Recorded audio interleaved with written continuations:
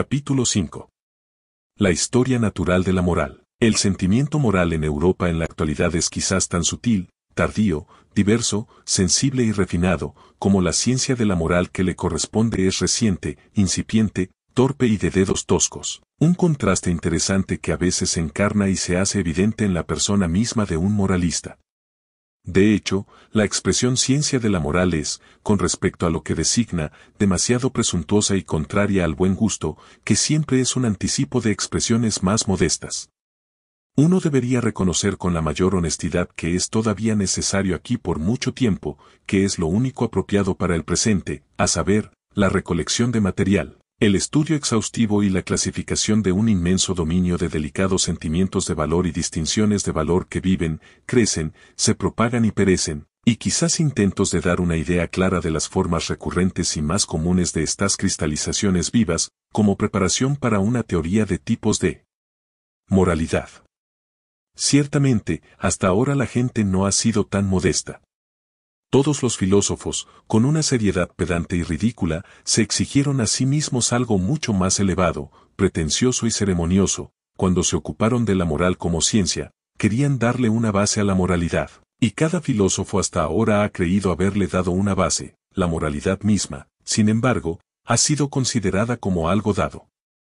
Cuán lejos de su torpe orgullo estaba el problema aparentemente insignificante, dejado en el polvo y la decadencia, de una descripción de las formas de la moralidad, a pesar de que las manos y los sentidos más finos apenas serían lo suficientemente delicados para ello. Fue precisamente debido a que los filósofos de la moral conocían los hechos morales de manera imperfecta, en un epítome arbitrario o un resumen accidental, quizás como la moralidad de su entorno, su posición, su iglesia, su zeitgeist, su clima y su zona, fue precisamente porque estaban mal instruidos con respecto a naciones, épocas y edades pasadas, y de ninguna manera estaban ansiosos por saber sobre estos asuntos, que ni siquiera llegaron a vislumbrar los verdaderos problemas de la moral. Problemas que solo se revelan mediante una comparación de muchos tipos de moralidad. En toda ciencia de la moral hasta ahora, por extraño que parezca, el problema de la moralidad misma ha sido omitido. No ha habido ninguna sospecha de que hubiera algo problemático allí. Aquello que los filósofos llamaron dar una base a la moralidad, y se esforzaron por realizar, ha resultado, visto bajo la luz correcta, ser meramente una forma erudita de buena fe en la moralidad imperante, un nuevo medio de su expresión, por consiguiente, solo un hecho dentro de la esfera de una moralidad definida, sí, en su último motivo, una especie de negación de que sea lícito cuestionar esta moralidad. Y en cualquier caso lo contrario de la prueba, el análisis, la duda y la vivisección de esta misma fe. Escuchen, por ejemplo, con qué inocencia, casi digna de honor, Schopenhauer representa su propia tarea, y saquen sus conclusiones sobre la cientificidad de una ciencia cuyo último maestro todavía habla como niños y viejas. El principio, dice, página 136 de los Grundprobleme der Ethik, nota al pie. Páginas 54 a 55 de la base de la moralidad de Schopenhauer, traducido por Arthur B. Bullock, MA 1903. El axioma sobre cuyo sentido todos los moralistas están prácticamente de acuerdo, asterisco neminem laede, immo omnes quantum potes juba asterisco, es realmente la proposición que todos los maestros de moral se esfuerzan por establecer, la base real de la ética que ha sido buscada, como la piedra filosofal, durante siglos. La dificultad de establecer la proposición referida puede ser realmente grande, es bien sabido que Schopenhauer también fracasó en sus esfuerzos, y quienquiera que haya comprendido a fondo cuán absurdamente falsa y sentimental es esta proposición, en un mundo cuya esencia es la voluntad de poder, puede recordar que Schopenhauer, aunque pesimista, realmente, tocaba la flauta, diariamente después de cenar, se puede leer sobre el asunto en su biografía. Una pregunta, por cierto, un pesimista, un repudiador de Dios y del mundo, que se detiene ante la moralidad, que asiente a la moralidad, y toca la flauta a una moral de asterisco neminem lae de asterisco, ¿qué? ¿Es eso realmente, un pesimista? Aparte del valor de afirmaciones como hay un imperativo categórico en nosotros, siempre se puede preguntar, ¿qué indica tal afirmación sobre quien la hace?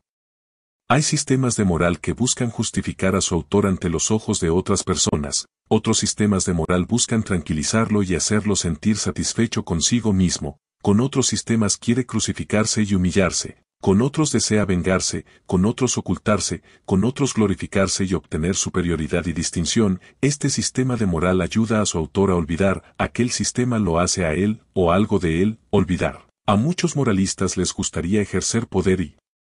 arbitrariedad creativa sobre la humanidad. Muchos otros, quizás Kant especialmente, nos dan a entender con su moral que lo que es estimable en mí es que se obedecer, y con ustedes no será diferente que conmigo.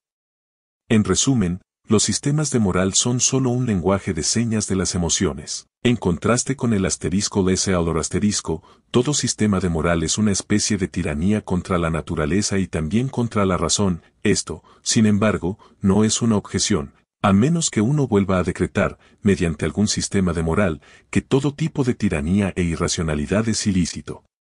Lo esencial e invaluable en todo sistema de moral es que es una larga restricción.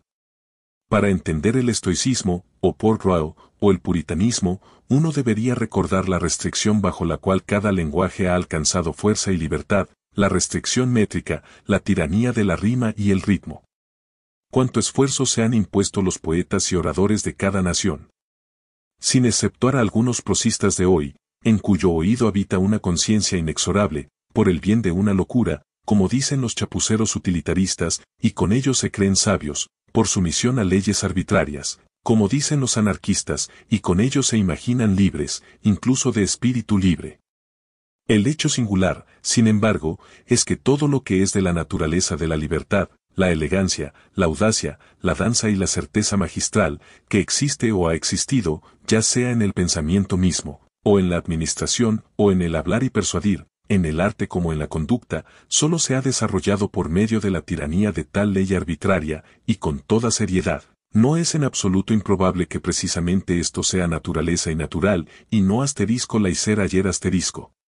Todo artista sabe cuán diferente del estado de dejarse llevar es su condición más natural, el libre organizar, ubicar, disponer y construir en los momentos de inspiración, y cuán estricta y delicadamente obedece entonces mil leyes que, por su misma rigidez y precisión, desafían toda formulación mediante ideas. Incluso la idea más estable tiene, en comparación, algo flotante, múltiple y ambiguo. Lo esencial en el cielo y en la tierra es, aparentemente, para repetirlo una vez más, que haya una larga obediencia en la misma dirección. De ello resulta, y siempre ha resultado a la larga, algo que ha hecho la vida digna de ser vivida. Por ejemplo, la virtud, el arte, la música, la danza, la razón, la espiritualidad, cualquier cosa que sea transfiguradora, refinada, insensata o divina. La larga servidumbre del espíritu, la restricción desconfiada en la comunicabilidad de las ideas, la disciplina que el pensador se impuso a sí mismo para pensar de acuerdo con las reglas de una iglesia o una corte, o conforme a las premisas aristotélicas, la persistente voluntad espiritual de interpretar todo lo que sucedía según un esquema cristiano, y en cada suceso redescubrir y justificar al Dios cristiano. Toda esta violencia, arbitrariedad, severidad, pavor y falta de razón, ha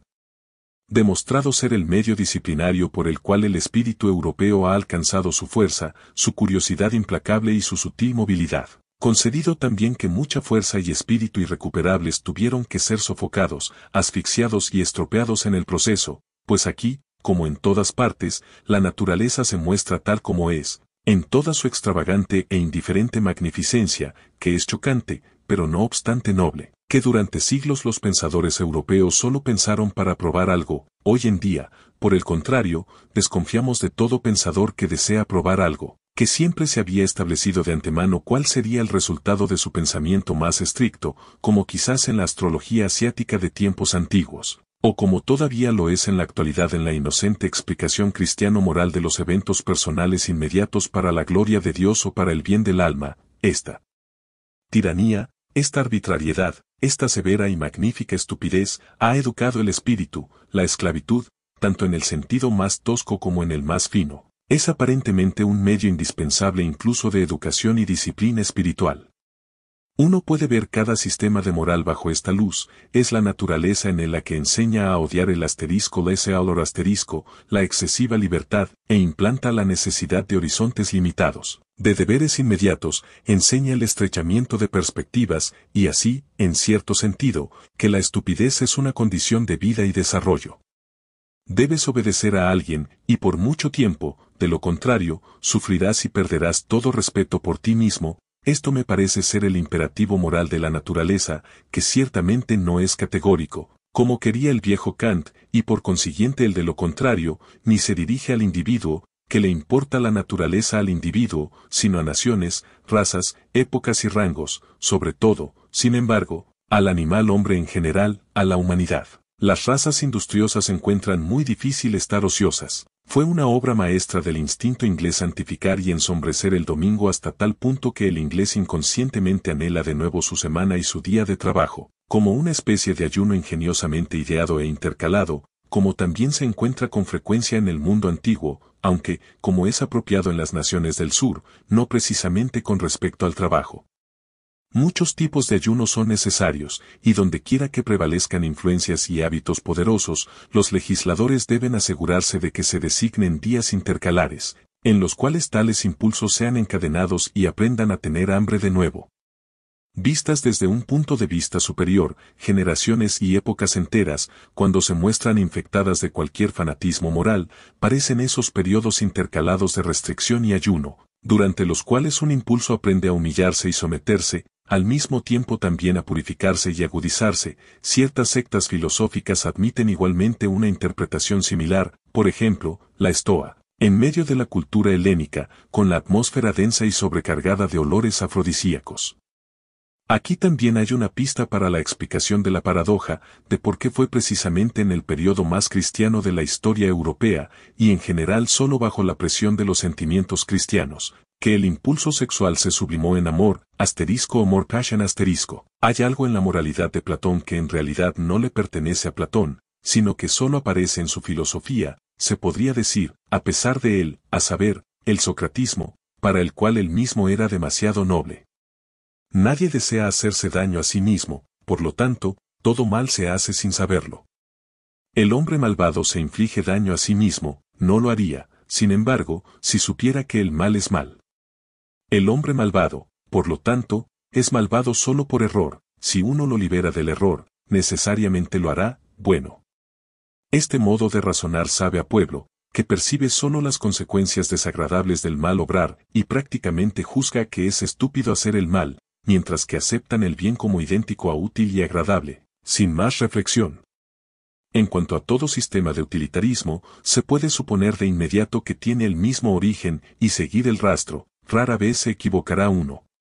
Platón hizo todo lo posible por interpretar algo refinado y noble en los principios de su maestro, y sobre todo por interpretarse a sí mismo en ellos, él, el más audaz de todos los intérpretes, que sacó a todo Sócrates de la calle, como un tema y una canción populares, para exhibirlo en modificaciones infinitas e imposibles, a saber, en todos sus propios disfraces y multiplicidades. En broma, y también en lenguaje homérico, que es el Sócrates platónico, sino, palabras griegas insertadas aquí, el viejo problema teológico de fe y conocimiento, o más llanamente, de instinto y razón, la cuestión de si, con respecto a la valoración de las cosas, el instinto merece más autoridad que la racionalidad, que quiere apreciar y actuar según motivos, según un porqué, es decir, conforme a un propósito y utilidad, es siempre el viejo problema moral que apareció por primera vez en la persona de Sócrates, y había dividido las mentes de los hombres mucho antes del cristianismo.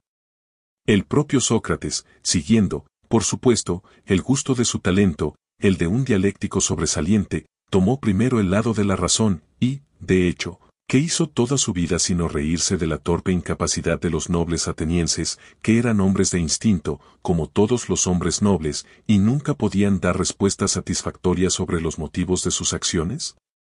Al final, sin embargo, aunque en silencio y en secreto, también se rió de sí mismo, con su conciencia más fina y su introspección, encontró en sí mismo la misma dificultad e incapacidad. ¿Pero por qué, se dijo a sí mismo, debería uno por ello separarse de los instintos? Hay que enderezarlos, y la razón también, hay que seguir los instintos, pero al mismo tiempo persuadir a la razón para que los apoye con buenos argumentos. Esta fue la verdadera falsedad de aquel gran y misterioso ironista, llevó su conciencia al punto de que se satisfizo con una especie de autoengaño, de hecho, percibió la irracionalidad en el juicio moral. Platón, más inocente en tales asuntos, y sin la astucia del plebeyo, quiso probarse a sí mismo, con el gasto de toda su fuerza, la mayor fuerza que un filósofo jamás había gastado, que la razón y el instinto conducen espontáneamente a un solo objetivo, al bien, a Dios, y desde Platón, todos los teólogos y filósofos han seguido el mismo camino, lo que significa que en asuntos de moralidad, el instinto, o como los cristianos lo llaman, fe, o como yo lo llamo, el rebaño, ha triunfado hasta ahora, a menos que se haga una excepción en el caso de Descartes, el padre del racionalismo, y por consiguiente el abuelo de la revolución, quien reconoció solo la autoridad de la razón, pero la razón es solo una herramienta, y Descartes era superficial. Quien haya seguido la historia de una sola ciencia, encuentra en su desarrollo una clave para la comprensión de los procesos más antiguos y comunes de todo conocimiento y cognición. Allí, como aquí, las hipótesis prematuras, las ficciones, la buena y estúpida voluntad de creer, y la falta de desconfianza y paciencia se desarrollan primero, nuestros sentidos aprenden tarde, y nunca aprenden completamente a ser órganos sutiles, confiables y cautelosos del conocimiento. A nuestros ojos les resulta más fácil en una ocasión dada producir una imagen ya a menudo producida, que captar la divergencia y la novedad de una impresión. Esto último requiere más fuerza, más moralidad. Es difícil y doloroso para el oído escuchar algo nuevo, oímos mal la música extraña. Cuando oímos hablar otro idioma, intentamos involuntariamente formar los sonidos en palabras con las que estamos más familiarizados y versados. Fue así, por ejemplo, que los alemanes modificaron la palabra hablada *arcubalista* en *armbrust* ballesta. Nuestros sentidos también son hostiles y reacios a lo nuevo, y en general, incluso en los procesos más simples de la sensación, las emociones dominan, como el miedo, el amor, el odio y la emoción pasiva de la indolencia. Así como un lector hoy en día apenas lee todas las palabras individuales, por no hablar de las sílabas, de una página, más bien toma unas 5 de cada 20 palabras al azar, y adivina el sentido probablemente apropiado para ellas, así de poco vemos un árbol correcta y completamente en cuanto a sus hojas, ramas, color y forma, nos resulta mucho más fácil imaginar el azar de un árbol. Incluso en medio de las experiencias más notables, seguimos haciendo lo mismo, fabricamos la mayor parte de la experiencia, y apenas se nos puede hacer contemplar un evento, excepto como inventores del mismo. Todo esto prueba que, por nuestra naturaleza fundamental y desde épocas remotas, hemos estado acostumbrados a mentir. O, para expresarlo más cortés y hipócritamente, en resumen, más agradablemente, uno es mucho más artista de lo que cree. En una conversación animada, a menudo veo el rostro de la persona con quien hablo tan clara y nítidamente definido ante mí, según el pensamiento que expresa, o que creo que se evoca en su mente, que el grado de distinción excede con mucho la fuerza de mi facultad visual, la delicadeza del juego de los músculos y de la expresión de los ojos debe, por lo tanto, ser imaginada por mí. Probablemente la persona puso una expresión completamente diferente, o ninguna en absoluto. Quicit luce fuit, tenebris agit *, pero también a la inversa. Lo que experimentamos en sueños, siempre que lo experimentemos a menudo, pertenece al final tanto a las posesiones generales de nuestra alma como cualquier cosa realmente experimentada. En virtud de ello somos más ricos o más pobres, tenemos una necesidad mayor o menor, y finalmente, a plena luz del día, e incluso en los momentos más brillantes de nuestra vida de vigilia, somos gobernados en cierta medida por la naturaleza de nuestros sueños. Suponiendo que alguien ha volado a menudo en sus sueños, y que al fin, tan pronto como sueña, es consciente del poder y el arte de volar como su privilegio y su felicidad peculiarmente envidiable, una persona así, que cree que al menor impulso puede realizar todo tipo de curvas y ángulos, que conoce la sensación de una cierta ligereza divina, una hacia arriba sin esfuerzo ni restricción, una hacia abajo sin descender ni bajar, sin problemas, como podría el hombre con tales experiencias y hábitos oníricos dejar de encontrar la felicidad coloreada y definida de manera diferente, incluso en sus horas de vigilia? ¿Cómo podría dejar de anhelar la felicidad de forma diferente? El vuelo, tal como lo describen los poetas, debe ser, en comparación con su propio volar, demasiado terrenal, muscular, violento, demasiado problemático para él. La diferencia entre los hombres no se manifiesta solo en la diferencia de sus listas de cosas deseables, en que consideran diferentes bienes como dignos de ser buscados, y en que discrepan sobre el mayor o menor valor, El orden de rango de las cosas deseables comúnmente reconocidas se manifiesta mucho más en lo que consideran como realmente tener y poseer una cosa deseable. En cuanto a una mujer, por ejemplo, el control sobre su cuerpo y su gratificación sexual sirve como una señal ampliamente suficiente de propiedad y posesión para el hombre más modesto. Otro con una sed de posesión más sospechosa y ambiciosa, ve la cuestionabilidad, la mera apariencia de tal propiedad, y desea tener pruebas más finas para saber especialmente si la mujer no solo se entrega a él, sino que también renuncia por su bien a lo que tiene o le gustaría tener, solo entonces la considera poseída. Un tercero, sin embargo, ni siquiera aquí ha llegado al límite de su desconfianza y su deseo de posesión, se pregunta si la mujer, cuando renuncia a todo por él, no lo hace quizás por un fantasma de él. Desea primero ser completa, de hecho, profundamente conocido, para ser amado en absoluto se aventura a dejarse descubrir.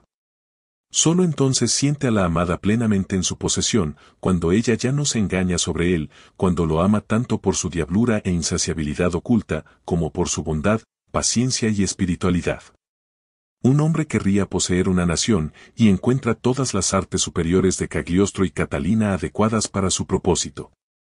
Otro, con una sed de posesión más refinada, se dice a sí mismo, no se debe engañar donde se desea poseer, se irrita e impacienta ante la idea de que una máscara suya deba gobernar en los corazones de la gente, debo, por lo tanto, hacerme conocer, y ante todo aprender a conocerme a mí mismo. Entre las personas serviciales y caritativas, casi siempre se encuentra la torpe astucia que primero prepara adecuadamente a quien debe ser ayudado, como si, por ejemplo, debiera merecer ayuda, buscar precisamente su ayuda, y se mostrara profundamente agradecido, apegado y sumiso a ellos por toda la ayuda.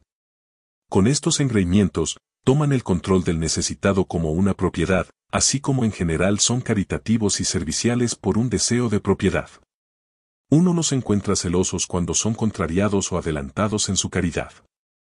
Los padres, involuntariamente, hacen de sus hijos algo parecido a ellos mismos, a eso lo llaman educación. Ninguna madre duda en el fondo de su corazón que el hijo que ha parido es, por ello, su propiedad. Ningún padre duda de su derecho a sus propias ideas y nociones de valor.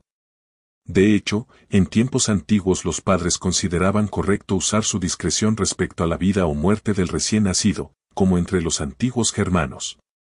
Y como el padre, así también el maestro, la clase, el sacerdote y el príncipe siguen viendo en cada nuevo individuo una oportunidad inobjetable para una nueva posesión.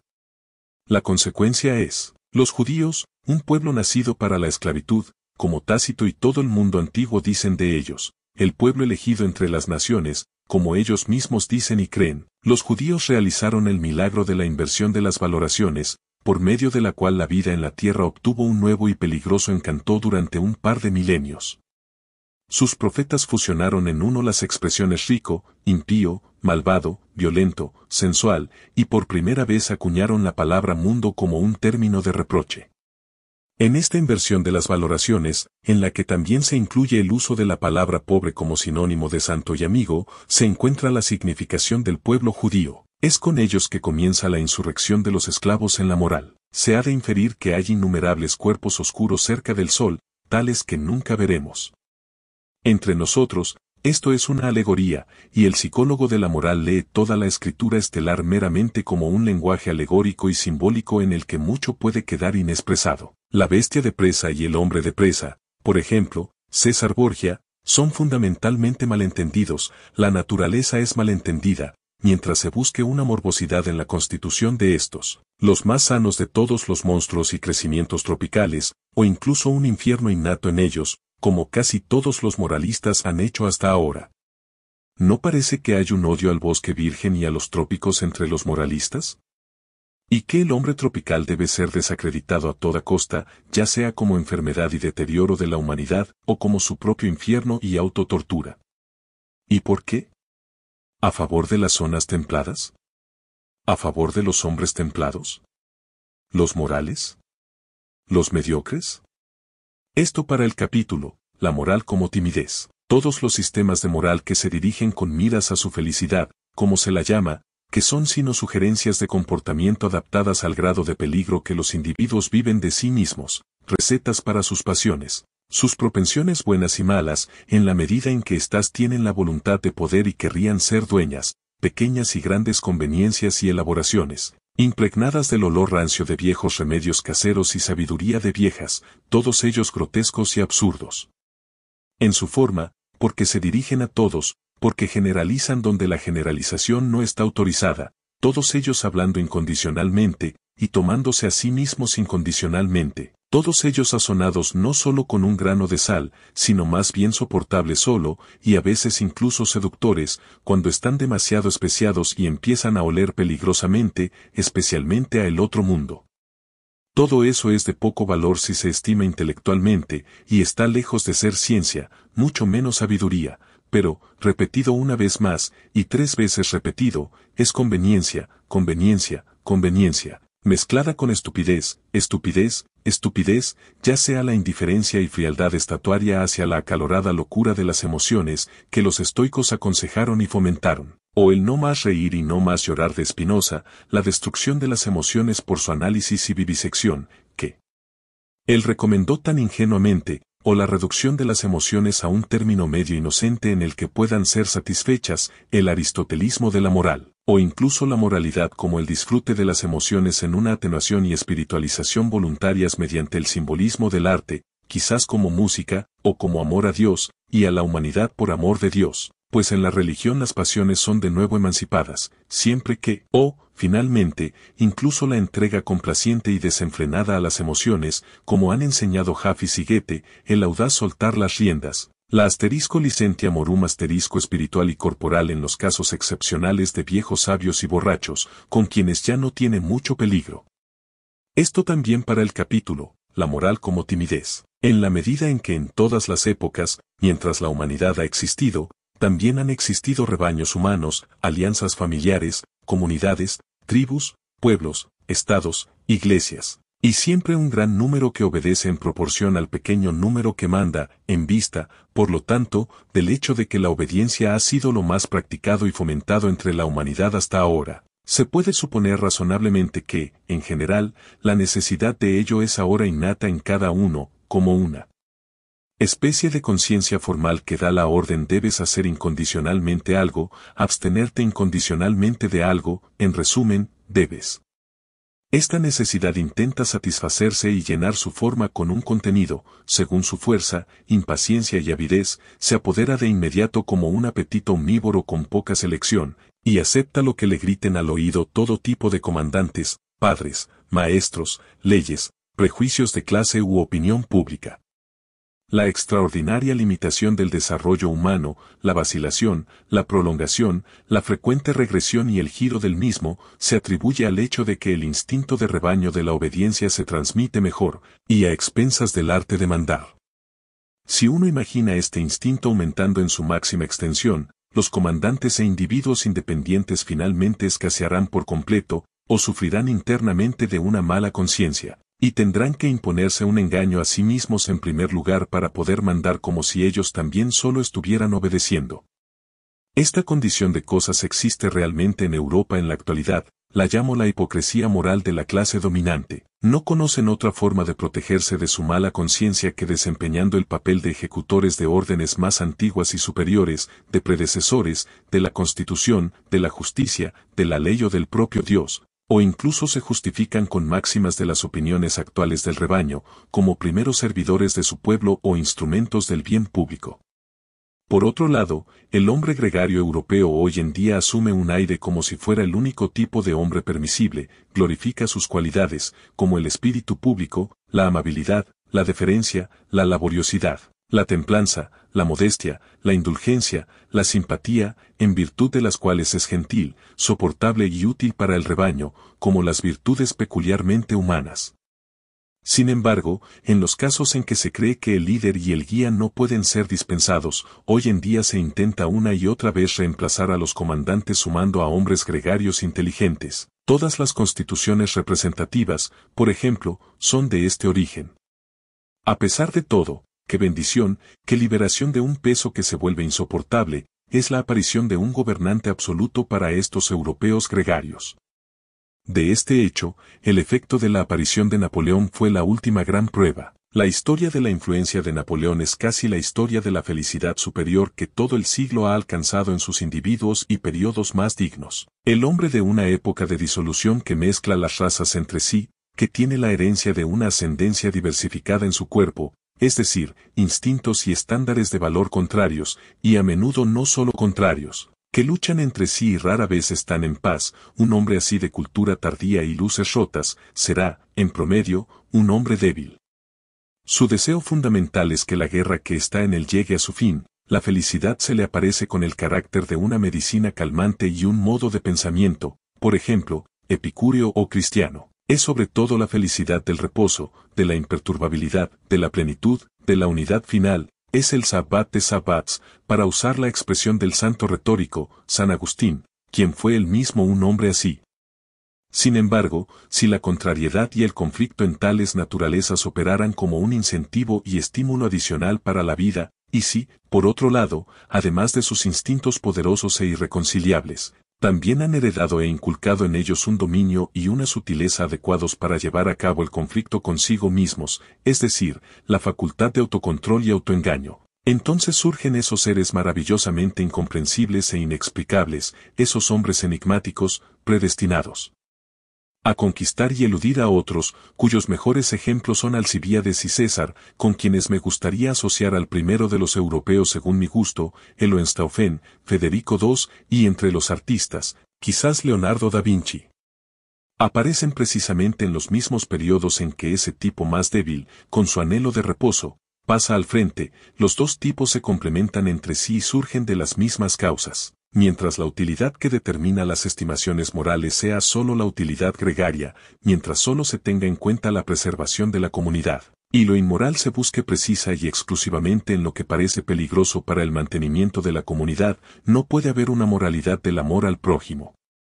Concedido incluso que ya existe un pequeño ejercicio constante de consideración, simpatía, equidad, gentileza y ayuda mutua. Concedido que incluso en esta condición de sociedad todos esos instintos ya están activos que posteriormente se distinguen con nombres honorables como virtudes y eventualmente casi coinciden con la concepción de moralidad. En ese periodo todavía no pertenecen al dominio de las valoraciones morales, todavía son ultramorales.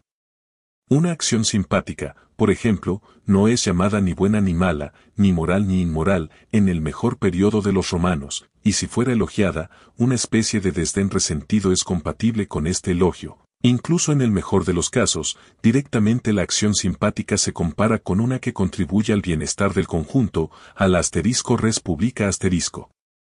Después de todo, el amor al prójimo es siempre un asunto secundario, en parte convencional y manifestado arbitrariamente en relación con nuestro miedo al prójimo. Una vez que el tejido de la sociedad parece en general establecido y asegurado contra peligros externos, es este miedo a nuestro prójimo el que de nuevo crea nuevas perspectivas de valoración moral. Ciertos instintos fuertes y peligrosos, como el amor a la empresa, la temeridad, el espíritu de venganza, la astucia, la rapacidad y el amor al poder, que hasta entonces no solo debían ser honrados desde el punto de vista de la utilidad general, bajo otros nombres, por supuesto, que los aquí dados, sino que debían ser fomentados y cultivados, porque eran perpetuamente requeridos en el peligro común contra los enemigos comunes, ahora se sienten en su peligrosidad doblemente fuertes, cuando les faltan salidas, y son gradualmente marcados como inmorales y entregados a la calumnia. Los instintos e inclinaciones contrarios alcanzan ahora honor moral, el instinto gregario saca gradualmente sus conclusiones.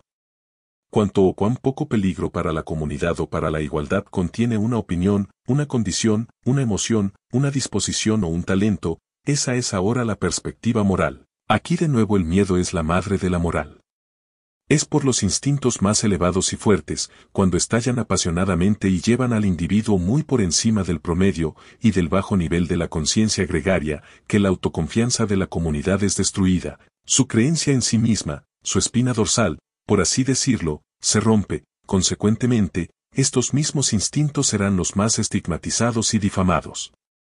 La elevada espiritualidad independiente, la voluntad de permanecer solo, e incluso la razón convincente, se perciben como peligros, todo lo que eleva al individuo por encima del rebaño, y es fuente de miedo para el prójimo, se llama de ahora en adelante mal. La disposición tolerante, modesta, autoadaptable, autoigualadora, la mediocridad de los deseos, alcanza distinción y honor moral. Finalmente, bajo circunstancias muy pacíficas, siempre hay menos oportunidad y necesidad de entrenar los sentimientos a la severidad y el rigor, y ahora toda forma de severidad, incluso en la justicia, comienza a perturbar la conciencia. Una nobleza y autorresponsabilidad elevadas y rigurosas casi ofenden y despiertan desconfianza. El cordero, y más aún la oveja, ganan respeto. Hay un punto de morbosa dulzura y afeminamiento en la historia de la sociedad, en el que la sociedad misma toma partido por quien la daña, por el criminal, y lo hace, de hecho, seria y honestamente. Castigar, le parece de alguna manera injusto. Es cierto que la idea de castigo y la obligación de castigar son entonces dolorosas y alarmantes para la gente. ¿No es suficiente si el criminal es vuelto inofensivo? ¿Por qué deberíamos seguir castigando? El castigo mismo es terrible. Con estas preguntas la moralidad gregaria, la moralidad del miedo, saca su última conclusión. Si uno pudiera eliminar el peligro, la causa del miedo, habría eliminado esta moralidad al mismo tiempo, ya no sería necesaria, ya no se consideraría necesaria. Quien examine la conciencia del europeo actual, siempre obtendrá el mismo imperativo de sus 1000 pliegues morales y recovecos ocultos, el imperativo de la timidez del rebaño. Deseamos que en algún momento no haya nada más que temer. En algún momento, la voluntad y el camino hacia ello se llama hoy en día progreso en toda Europa. Digamos de inmediato lo que ya hemos dicho 100 veces, pues los oídos de la gente hoy en día no están dispuestos a escuchar tales verdades, nuestras verdades. Sabemos muy bien cuán ofensivo suena cuando alguien, llanamente y sin metáforas, cuenta al hombre entre los animales, pero se nos considerará casi un crimen que sea precisamente con respecto a los hombres de ideas modernas que hemos aplicado constantemente los términos rebaño, instintos de rebaño y expresiones similares. ¿De qué sirve? No podemos hacer otra cosa, pues es precisamente aquí donde reside nuestra nueva perspicacia. Hemos descubierto que en todos los principales juicios morales, Europa se ha vuelto unánime, incluyendo también los países donde prevalece la influencia europea. En Europa la gente evidentemente sabe lo que Sócrates pensaba que no sabía, y lo que la famosa serpiente de antaño una vez prometió enseñar, hoy saben lo que es bueno y malo. Debe sonar entonces duro y ser desagradable al oído, cuando siempre insistimos en que aquello que aquí cree saber, aquello que aquí se glorifica con alabanzas y culpas, y se llama a sí mismo bueno, es el instinto del animal humano de rebaño, el instinto que ha llegado y cada vez más llega al frente, a la preponderancia y supremacía sobre otros instintos, según la creciente aproximación y semejanza fisiológica de la cual es síntoma. La moralidad en Europa en la actualidad es la moralidad del animal de rebaño, y por lo tanto, tal como entendemos el asunto, solo un tipo de moralidad humana, junto a la cual, antes de la cual, y después de la cual muchas otras moralidades, y sobre todo moralidades superiores, son o deberían ser posibles. Contra tal posibilidad, contra tal debería ser, sin embargo, esta moralidad se defiende con todas sus fuerzas, dice obstinada e inexorablemente, yo soy la moralidad misma y nada más es moralidad. De hecho, con la ayuda de una religión que ha complacido y halagado los deseos más sublimes del animal de rebaño, las cosas han llegado a tal punto que siempre encontramos una expresión más visible de esta moralidad incluso en los arreglos políticos y sociales. El movimiento democrático es la herencia del movimiento cristiano. Que su ritmo, sin embargo, es demasiado lento y somnoliento para los más impacientes, para aquellos que están enfermos y distraídos por el instinto de rebaño, lo indica el aullido cada vez más furioso, y el rechinar de dientes siempre menos disimulado de los perros anarquistas que ahora deambulan por las autopistas de la cultura europea, aparentemente en oposición a los demócratas pacíficamente industriosos y a los ideólogos de la revolución, y aún más a los torpes filosofastros y visionarios de la fraternidad que se llaman a sí mismos socialistas y quieren una sociedad libre. Aquellos están realmente unidos a todos ellos en su hostilidad profunda e instintiva a toda forma de sociedad que no sea la del rebaño autónomo, hasta el punto de repudiar las nociones de amo y sirviente, asterisco ni diu ni maitre asterisco, dice una fórmula socialista, unidos en su tenaz oposición a toda pretensión especial, a todo derecho y privilegio especial. Esto significa en última instancia oposición a todo derecho, pues cuando todos son iguales, nadie necesita derechos ya, unidos en su desconfianza hacia la justicia punitiva, como si fuera una violación de los débiles, injusta para las consecuencias necesarias de toda sociedad anterior, pero igualmente unidos en su religión de la simpatía, en su compasión por todo lo que siente, vive y sufre, hasta los propios animales, incluso hasta Dios. La extravagancia de la simpatía por Dios pertenece a una era democrática, completamente unidos en el grito y la impaciencia de su simpatía, en su odio mortal al sufrimiento en general, en su incapacidad casi femenina para presenciarlo o permitirlo, unidos en su ensombrecimiento y ablandamiento del corazón involuntarios, bajo cuyo hechizo Europa parece amenazada con un nuevo budismo, unidos en su creencia en la moralidad de la simpatía mutua, como si fuera la moralidad en sí misma, el clímax